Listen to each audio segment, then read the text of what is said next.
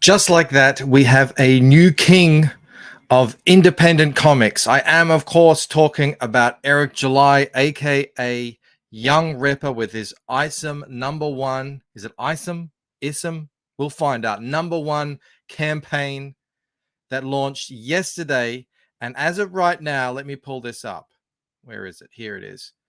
As of right now, is sitting on the cusp of 1 million, 1 million $1 million and 100,000. I mean, this is insane. 11,559 purchase. It's not slowing down.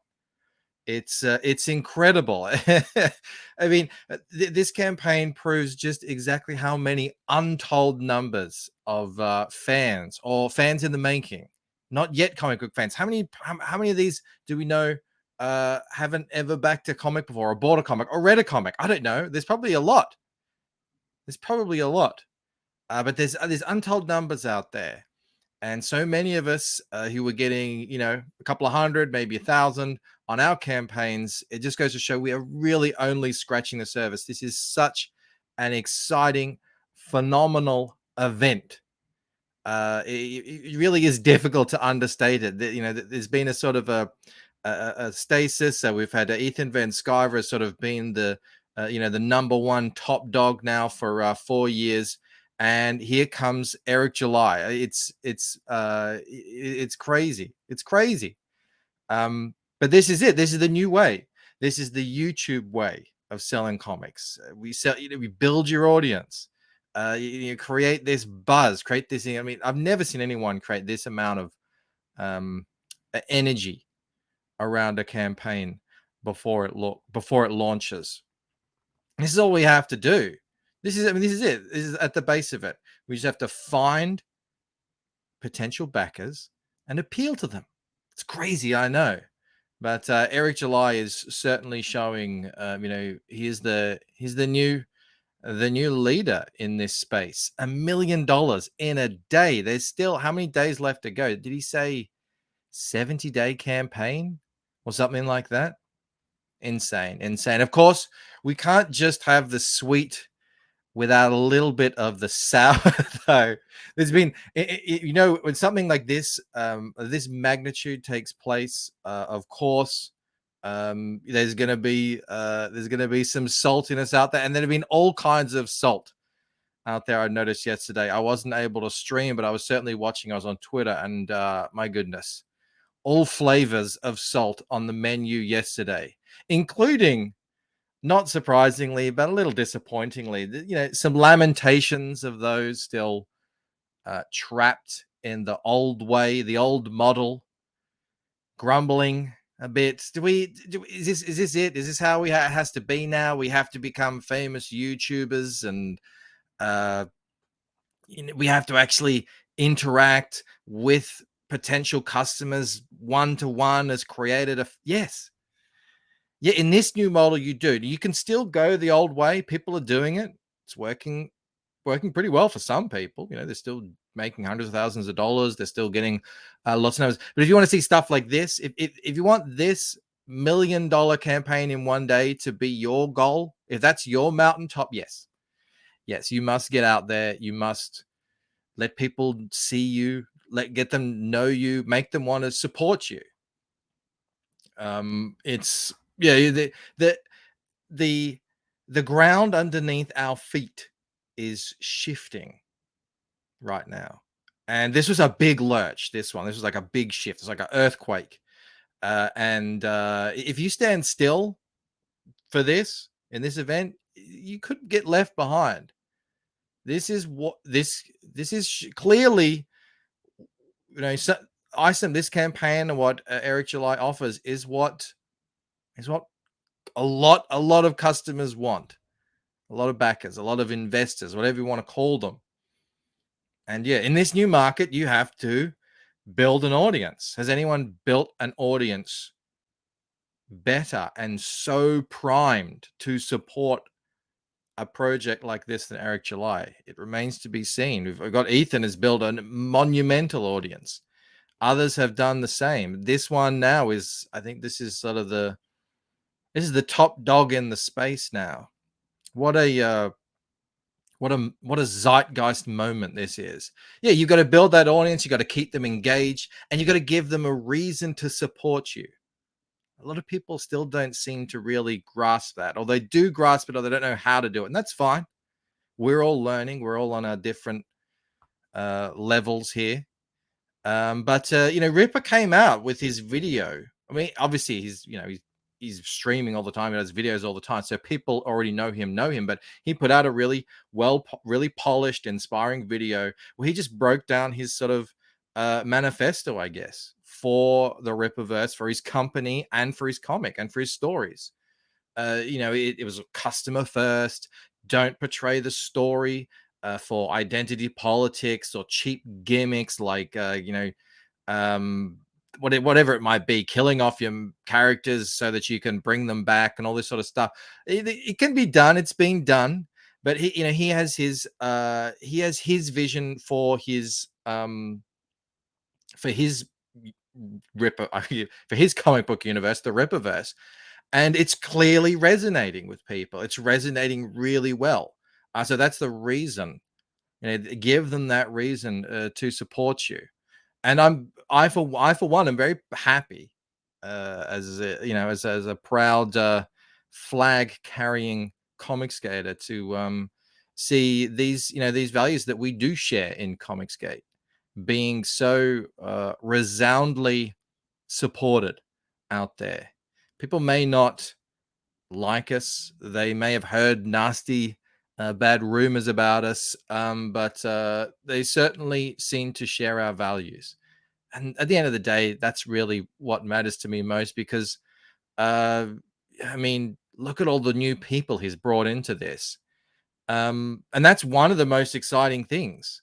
There's actually two exciting things. I said the first number one most exciting thing for me is what this campaign has done. Because if you notice, this isn't on Indiegogo or Kickstarter. This is on Ripperverse.com. Ripper actually built his own website, and people didn't know if that was a very good idea. Well, we're seeing now. I mean, this campaign, if anything, shows that we are not necessarily tethered to companies, to crowdfunding companies that may or may not have our best interests in heart. At very least, he's I paid, I don't know, $3,000 on my modest campaign to Indiegogo fees. By my count, he would have paid 50,000 at this point, and this is day one. He would owe Indiegogo or Kickstarter or whatever 50,000 plus. That's the production of his book, all in one. So it wasn't cheap, sure, what he did by doing this, but it's not unreasonable. We've got Brian from Aerith Saga who's going to be doing the same thing. It can be done. It's a little bit expensive, but I mean, would you rather put the money that you're going to spend anyway on fees towards building your own website and doing it your way and potentially unlocking so many new options and customers and payment methods and all this sort of stuff? It didn't go off without a hitch, sure. But I think this stuff has only become more accessible at time. But more than anything, I think what it really shows that this is possible, that we can do this. I'm not trying to put down crowdfunding sites, but I'm saying we have options. And considering, the kinds of people who are just rabidly making sure that they are our enemies out there, I think having options is a very sensible thing to do. Now, that what I was saying earlier, the other most incredible thing is how many people he's introduced to potentially reading comics in the first place, but also buying comics this way. This is the YouTube method of selling comic books. Now, I know this isn't technically crowdfunding per se, even though it has the skin of sort of crowdfunding. I think that's sort of incidental. He's shown that we've been saying for a long time that for the way we're doing it, like YouTube and social media is the platform. Mostly YouTube is the platform, and that's how you reach new audiences. So, I mean, he's reaching new audiences like very few people have. They had big success with Keanu Reeves over on Berserker, but I think that a lot of them were Keanu, like the buzz surrounding that was purely based on Keanu Reeves. This is like, Ripper is not a famous actor. He's certainly a pretty well known YouTube celebrity, but he's built this from the ground up. A common man, a man of the people. It's very, very exciting to see. So, it's on us now. It's on us now to, put out our best work, to build our networks and our audiences, and, give us the best chance of serving these new customers of Eric's. And, hopefully do a little cross pollination, cross networking. We have amazing things. We have amazing stories to tell, amazing products to offer. And it's on all of us to put in the work now and really make the most of what Eric has achieved here. I mean, this is all not even considering his own personal success. I mean, he deserves all of this. So, that's his number one success. He gets all of this. And congratulations to Eric for that. Now, not, as I said earlier, not everyone's happy. The malcontents out there see a man succeeding to this unprecedented level. And well, let me show you actually how quickly the mask slips. If I show you here, here's someone. This was right as Ripper launched, or right after, who said he's a modern day Uncle Tom for Comicsgate. He should not be supported in any way, shape, or form. Hell of a take. Isn't it? I mean, they really feel free and open to just put their bigotry and hatred right on their chest and share it for everyone to see. And it goes to show what they think of a man like Eric July, and what they think of people like us, Comicsgate specifically, in our celebration and joy of seeing Eric succeed in such a monumental way. I don't think any further analysis of this is necessary. It's obviously coming from a disturbed person, but yeah, they're out there. They're out there indeed. Here's another one who's been going at it. He says, and they are being exploited. He's talking about people like Eric. Well, anyway, he's talking, I hate the term POC, the POX. I don't use it. I don't even like the term minority because it's so... Anyway, people who aren't white, people who aren't straight, essentially, is what they're talking about. People who aren't male, so women as well. And he says of them, they're being exploited by a group that would rather not have them in their group, but needs them so as not to seem bigoted. They are the I have a black friend of Comicsgate. First of all, if we were who you were, why would we need them? We wouldn't care, but we don't. So that's completely irrelevant. This whole idea that Comicsgate is a cabal of, a very small cabal of straight white men who that's the group, and we let people in because we need to put them up as window dressing. These women, black, Asian, Hispanic, gay, trans, whatever it is, these people are Comicsgate. It's not like us whiteys let them in or let them sort of stay on the peripheries to shield ourselves. They literally are Comicsgate. They decide to be in here or not. No one's carrying them around, showing them off to all their friends to show how it really is projection of the worst kind here, because this is how they see the world, as they think we would see the world in the same way. It really is. I mean, the mask slips. The mask slips straight away. I love Charlie's London response to this, and this is so. She said, "So if we don't exist, then they're oppressive." As in Comicsgate, if it really was just straight white men, then that would be evidence of Comicsgate being, everything they say it is. But if they do exist, as they do, then they're tokens. They can't win. That's the catch. There's no winning. The only way to win is not playing the game.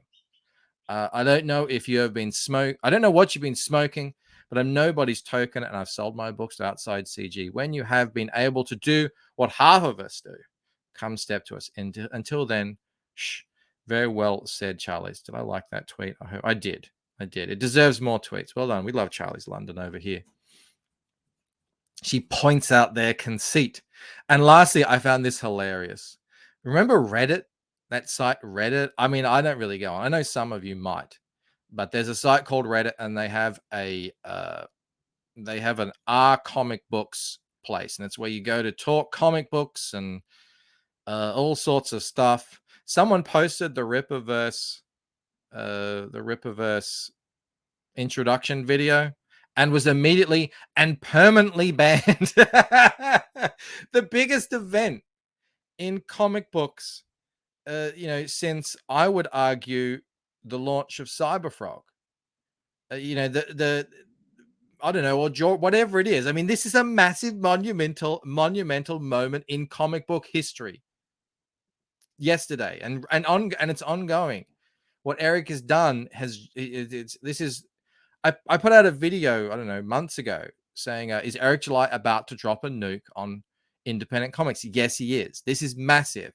And they just ban you for even mentioning it, because it says here, you broke the #1 rule as pertaining to supporting comics from hate groups. Way to make yourselves utterly irrelevant to comic books. r/comic books. Love it. Love to see it. They're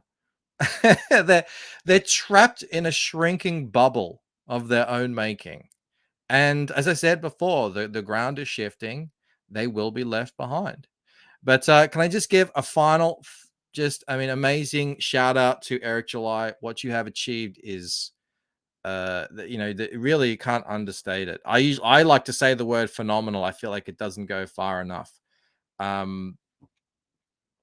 I hope to get you on the show sometime soon when things quieten down, which mean it might be a couple of months from now. This thing isn't slowing down. I could probably refresh it right now. What it was on 97,000. It's probably over 1 million. It's over 1 million in the course of recording this video. I've been going 17 minutes now. This is crazy. This is crazy. Everyone, please do sign up for Painted Death. The Lucent Painted Death. That's my upcoming graphic novel. I'm currently sitting on 800 signups.